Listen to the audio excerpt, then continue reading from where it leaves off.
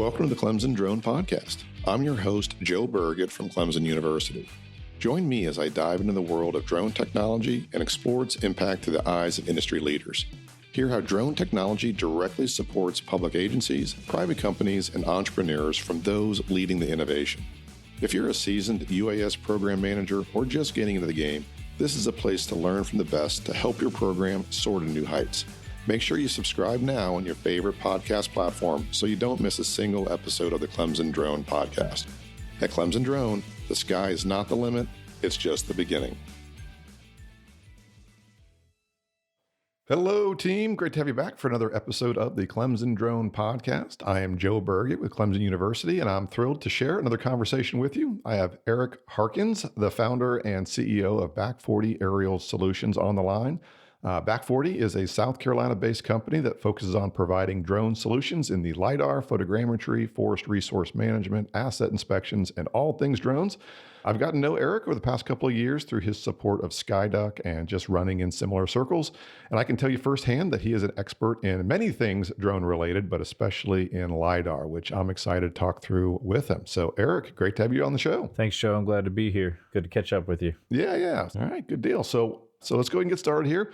Before we get into the details of your company and how you're using drones, can you give us a little bit about yourself? Where'd you grow up? What were you doing before you got into drones? I grew up here in South Carolina. I went to the University of South Carolina, was studying history, and then I wasn't doing so hot with my scores, so I had to take some summer classes, and one of those was a GIS class. And so that gave me my first exposure to maps. I always was very directionally gifted, I guess you could say. I didn't get lost very easily. So sure. To me, the GIS was like a very eye-opening situation. Then I transferred from there to Clemson, and I did forest resource management, which GIS was still a large part of that. And there was a lot of remote sensing, obviously, in the forestry, which kind of piqued my interest there too. As life went on, I graduated, I did policy, I did a GIS job for the city of Columbia. I've done some IT for Westinghouse and Aflac, just kind of an eclectic background. And so when I was still working at Westinghouse, I saw that there was, drones coming up. The EB had been launched. I saw some of the 3D models came out of that. And I was like, wow, man, this is all that GIS field work I was doing for the city. I could have been doing half of that with drones. I gotta learn more about that. And so that drew me in and kind of set me on the path that I'm on now. Okay. Awesome. And again, you own your own company. You're an entrepreneur, and we're going to talk a little more about that. But you started Back 40 in 2016. And as you know, Part 107 was released in 2016. Well, there wasn't a lot of drone operations going on before that. What made you so confident that this was a field that was going to grow rapidly, and then so much that you invested the time and effort and all the energy that goes into starting your own company around the drone space? I would say I just kind of caught the bug. At the time, I was so enamored with what the potential was. I was doing my Part 333. Obviously, they replaced that requirement for some with Part 107. And so I just jumped right into that and was able to complete that and get started. I think I got mine in January of 2017. And like a lot of people, it was kind of a part-time thing with a full-time vision. Right. And so I still had to work a full-time job for several years while I was trying to generate enough interest in what we were doing. I think the hardest part about starting was that I first had to educate myself, and then I had to educate the customer, and then I had to sell the customer. And so in the early days, it was really easy doing photo video. Everybody wanted photo video. Drone photo video was the easy thing. But the mapping is really what intrigued me. And so I had to do a bit of that, or the photo video, right, before I could get my now customers to really buy into the potential and the accuracy of what drones could provide them.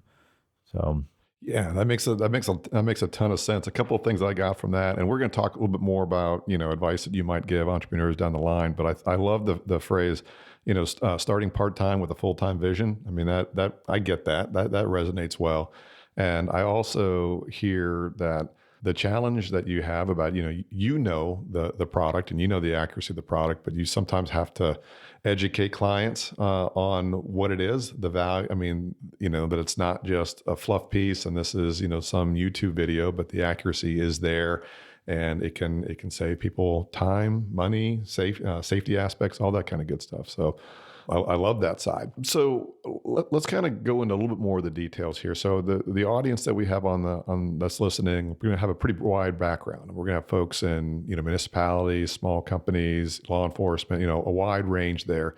But I do want to dive into photogrammetry and Lidar with you. So just so that we're all on the same page, can you give us kind of a quick, and I know it'll be hard to kind of keep it relatively short, but a high level summary of what photogrammetry is and what Lidar is through the lens of drone tech? So the two technologies are basically separated into a passive and an active sensor. Lidar being active because it generates a pulse, and then we receive the pulse back. We tie that into the position and the IMU rotation of the Lidar at the time to basically recreate that accuracy after the fact. But it is an active sensor, whereas photogrammetry is a passive technology where we're receiving the reflected light from the sun on surfaces, right? And it's coming into the camera, and then the camera is recording a position, and then it's trying to recreate what it saw on the ground, from all of these disparate pictures. But obviously it has their locations as well. So it's kind of a reverse aerial triangulation of hey, this is where all these pictures are, and we think that matching these positions with each other, we can determine a triangulation of an object on the ground. The other thing that is a real differential factor between the two is that photogrammetry, again, just being an passive, it doesn't penetrate vegetation very well. Whereas Lidar being an active sensor, you have things at a single all the way up to a 5 or higher return. Usually on a UAS, the highest you're going to get is a 5 return off of something like a Regal sensor. But usually triple is around where I like to sit. But the reason is those returns allow you to penetrate through some vegetation or some obstructions to get a reading beyond that initial object, whereas photogrammetry doesn't do that. Gotcha. All right. So Lidar, you got a sensor. It sends out a laser beam that can potentially get through, vegetation. I mean, it's not going to go through a tree trunk. Yeah, right? It's not X-ray here, right? Right. But it'll go through, some foliage and that kind of stuff, tree canopy type of thing. And then it bounces back and hits the sensor on the drone, and it positions where it's at. Photogrammetry on the other end is a camera, right? And it's a nice camera potentially, and it embeds in those images the GPS location of where the image was taken, and then software computes it. In some respects, though, the output, right? I guess there are some differences, but at the end of the day, it's a point cloud that you generate from both. Is that right? Yes, it is. And also from photogrammetry, you can create the ortho imagery as well, which, in terms of like my general Lidar work, we want both. There's the density of a Lidar point cloud can be higher, but a lot of times because of the colorization, the inherent colorized points of photogrammetry, it lends that more photorealistic view, so that when you're working in a point cloud, it adds additional context. Whereas with Lidar, again, you can colorize Lidar, but sometimes that point density of the colorization isn't as photorealistic, right, as you'd see in photogrammetry. And so a lot of times when working with Lidar, you'll still use a ortho mosaic as a layer to add context to your Lidar data. Gotcha. Now, you would kind of talk a little bit, some of the pros and cons of Lidar versus photogrammetry. The main one that you mentioned was Lidar is able to go through some vegetation, some grass, and actually get to the earth to be able to get that real terrain. But are there any other, maybe you can talk through on both sides. What are the pros and cons of Lidar and photogrammetry, cost and, all the other things that kind of go into it? I would say, some of the pros are really, Lidar can be used at any time of the day or night, right? It's because it's an active sensor, it doesn't require quality lighting conditions. You can execute the mission at the same parameters, day or night, to get the same quality of data. The other thing is it's creating a true 3D reflection of what it's seeing, right? So we're doing some forest research and mensuration, which is just measurement of the forest. And the Lidar allows us to pick up the full structure as it is, right? And whereas with photogrammetry, it's doing a best interpolation. And so another way to think of this is, let's talk about a building, right? A building is a hard structure with hard edges. And in photogrammetry, you can get you can take a lot more pictures, right? And at different angles to fill in those gaps. Right. But the workflow and the post-processing time involved with that is exponentially higher than LiDAR, right? If I wanted to scan a building for, let's say, a 3D model, right, I would just scan the building and I'm done. And then I can use my base file to process the trajectory, and I have a rectified point cloud in minutes generally. But whereas with photogrammetry, you have to go through, you have to add control, you have to ensure that if you're using RTK, that you've got high quality positioning on all of those pictures. Otherwise, the software is going to do its best, right? There's various softwares with various algorithms to recreate those objects. So there's differences for a reason, right? And there's also differences in cost along with that. Well, let's talk about that a little bit.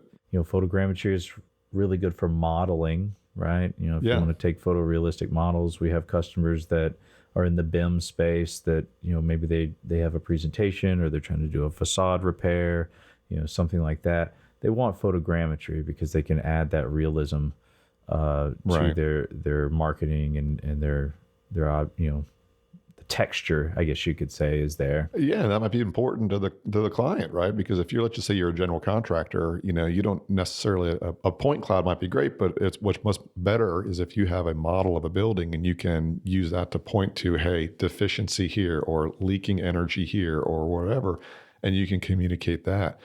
Now, you mentioned cost, and I think a lot of the folks on the call will be more familiar with the cost of photogrammetry. You can get a good commercial drone with a camera, will say $3,500. You can get a subscription to a product that will produce a model.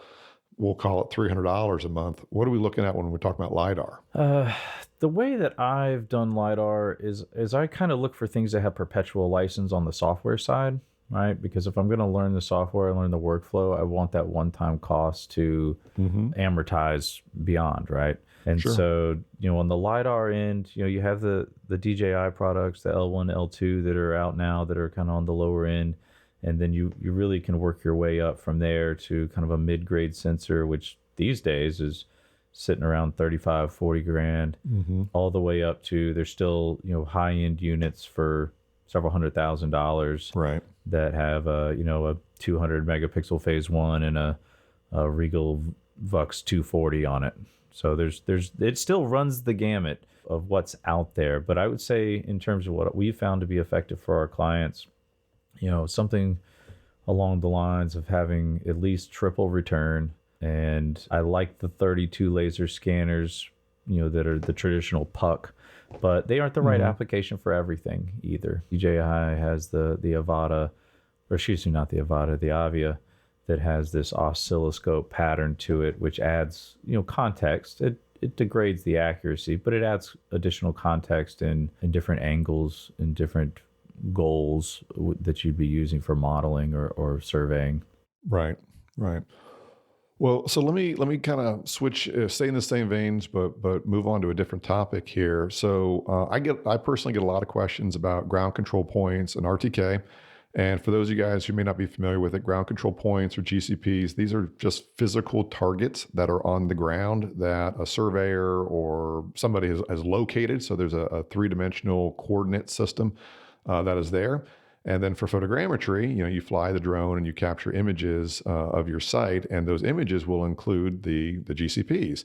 And when you put that into software, you can say, okay, software, by goodness, I know that point in that image of that, where that GCP is located, I know the coordinates for that. And those are like pins in the model, and they can be stretched and positioned so that you can increase the relative and absolute accuracy. That's GCPs. And RTK stands for real-time kinematic, and it's a different process where basically it's kind of like souping up your GPS, right? You got a GPS on your drone, it's plus or minus a few feet, whatever it happens to be, because of just natural errors. There's atmospheric errors, there's, whatever it happens to be. And RTK in real time will beam corrections to your drone and say, here's the corrective values. And so the drone knows where it's at and can embed those positions onto the metadata within the images. Now, the reason I bring this up is because in yesteryear, those were, especially RTK, that's expensive equipment, hard to get, whatever. But now with DJI and their M3 and Drone Deploy and other hardware and software providers, they've made this RTK super accessible. It's I want to say it's almost more accessible than the knowledge is behind it catching up.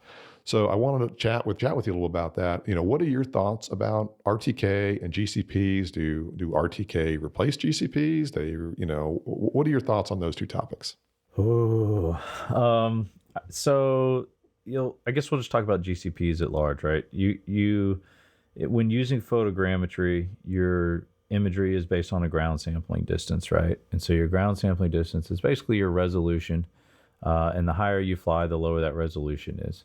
And so that also needs to determine the size of your target. So if you're flying something, I don't know, let's say 200 feet, using a 1x1 target should be sufficient. You can spot the center of that, right? But maybe if you're flying a little higher at, I don't know, 350, 400, maybe you're just doing a regular ortho, but you still want it aligned in reference correctly.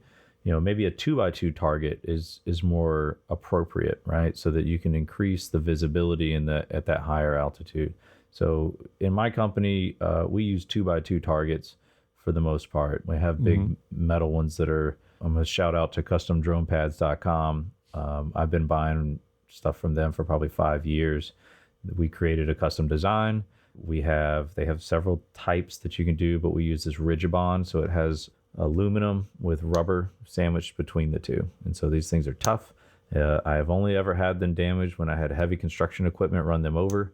And even depending on how they hit it, I was able to straighten them back out. Right. But so that's kind of part of it. And I really want to hit on that because in the early days, we were using vinyl targets.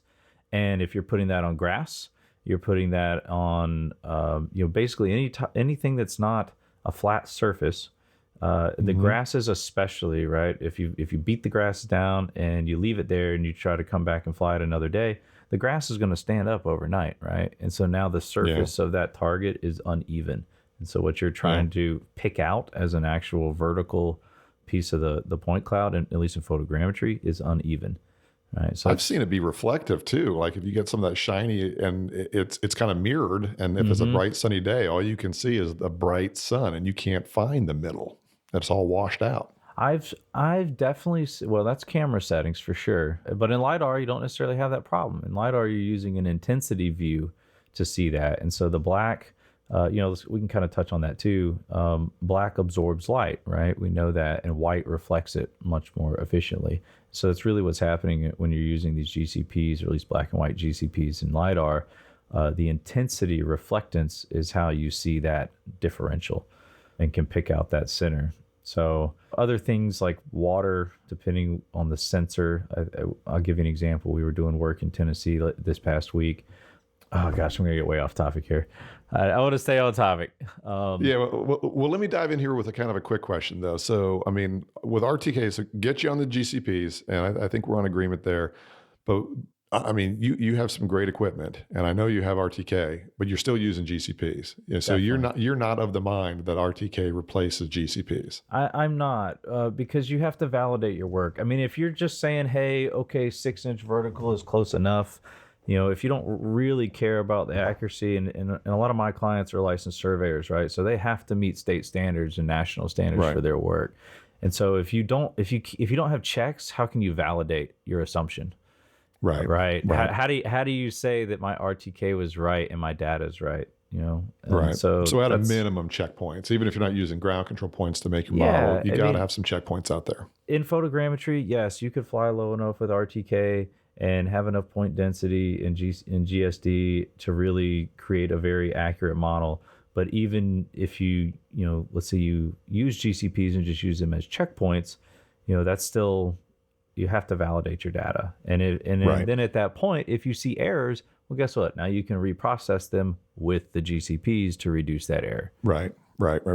So yeah, no, that makes tons of sense. Yeah, I'm just still not of the school that RTK, no GCPs is something that I'm willing to pass to my clients.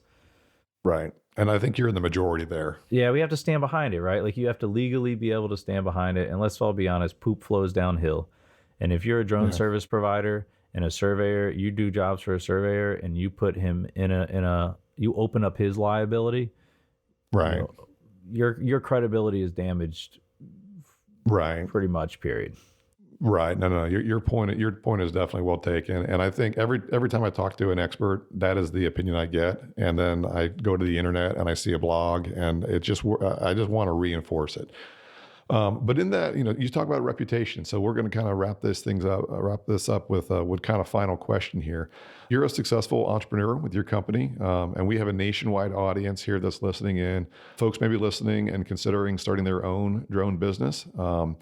If one of those folks, again, could be a wide range, in the surveying business, inspection, construction. I mean, there's a ton of different markets, but generically, as an entrepreneur, if one of those folks were to come up to you and say, "Hey, I'm looking to start a drone business," what kind of real tangible and practical advice would you give them about starting a business in the drone space? So in terms of advice, I'd hand off to folks. It's a business. It's still a business. You need to create a business plan. You need to have a target customer. You need to have a way to reach that customer. But most importantly, you need to know how you're solving a problem for that customer, right? If it's a marketing agency, do they have an in-house drone team? Do they have someone that they're using already? Are they looking for more of a production, right? I see a lot of people that start in this business as in the creative side and actually end up creating full-size production companies, right? Because they realize that the drone is just one tool in the bag. If you're into the construction world, go with what you know. If you know general contractors, or you've worked, like for me, right? I worked in GIS, I worked with maps, I worked with surveyors, and so I stuck with what I knew and what I could speak intelligently about, right? And for everybody, that's not the case, right? You can find a second career in life, but education is really key. And I would also add that when approaching customers, just say, "Hey, look, just be honest about where you're at. Like, hey, I'm not exactly sure how to do what you're asking me to do, but if you're willing to work with me, I'm willing to work with you." Right. Unfortunately, well, I guess fortunately for me, there was a customer last week that he had hired someone who overpromised what they could do, and they came out and they flew a site with Lidar like 4 times, and they could never create the point cloud, and they didn't know how to reference into the control. They didn't know. They just rented a M350 and a L2 and said, "I'm on my way." And then unfortunately, the customer couldn't get what he needed, and so he found me. Right. And now he's, I'm kind of coaching him up on how he can use drones in other parts of his business too. So just be honest with your customers when you're approaching them. I think honesty is still always the best policy. I would also say this: you get a lot of times where folks are new and they're very excitable about what the potential means to them to start a drone company. And then they'll call people like me and they'll expect me to just spill the beans on what I do. And you got to realize that you're potential competition. And so if you're asking a value from someone else, you need to bring value to. Hey, is there any way that I can work with you? Can I be a part of your team? I get a lot of guys all the time. They're like, "Hey, I want to learn mapping and Lidar and how to survey. How do I become a surveyor?" It's a lot steeper of a hill than you would expect. But the first thing to do is to go to a surveyor and spend a year or two working for them and actually learn surveying and the field principles and why things are done a certain way they are. There's also other stuff out there. If you want to get into like roof inspections, thermography, going and taking a thermography class is going to help you really understand the science behind what you're doing. And I think there was a concept out there that Elon Musk gets interviewed about a lot with first principles, right? Knowing the first principles. And so at least in my business, I seek first to learn the technology before I'm willing to sell it, as a service. And so I'm not interested in changing the wheel while I'm going down the highway. Right. And so, but the important part of that is once you learn the principles, maybe they're surveying principles, maybe they're photogrammetric principles, maybe they're Lidar principles, then that opens you up when a customer says, "Hey, I want to do something different," then you can apply. And that's where we've had a lot of success over time, is learning the first principles of what we do. And now we know where they can and can't be applied. I'll give another example. I had a customer who said, "Hey, these guys can't come out and fly in the rain. They won't get the job done. We got to get this done this week. It's raining all week." And I said, there may be some degrade in accuracy. What are you looking for here? I'm looking for 6-inch. Okay, we can still do better than 6-inch vertical. I know that the M300 is, waterproof, right? So we went out and still flew it in light rain and got the job done for him. Whereas another person who didn't really understand the principles around what sensors could do had turned him down. And, we made $15,000 off of going and doing those sites for him when somebody else wouldn't. Gotcha. And I know that's like a long arc, right? But it builds on itself as you go along. Again, business, being able to run it as a business, right? You got to understand budgeting. You got to understand your tax strategy. You got to understand business licenses. There is more than just popping up with a drone and saying, I'm here, I can do it. The days of that are gone, where people are chasing you down just because you have a drone. Gotcha. And we got to have you back because, we could probably spend a whole pod on just, starting a business, but we do need to leave it here. So Eric, this has been great having you on and sharing your insights. We'll make sure that we put Back 40 Aerial Solutions website and contact information in the show notes. But thank you so much for being on and talking with us. Awesome. Thank you, Joe. Glad to be here and look forward to it next time. We'll see you at SkyDuck Conference. Okay. All right, very good. Absolutely. And for everyone that's listening, thank you guys for tuning in. Look forward to putting out another one of these in the next couple of weeks. Until then, I'm Joe Burgett with Clemson University. Take care. See you soon. Thanks for listening to the Clemson Drone Podcast. Don't forget to follow us on your favorite podcast platform. Learn more about our online training offerings by going to clemsondrone.com. Thanks again. And remember, at Clemson Drone, the sky is not the limit. It's just the beginning.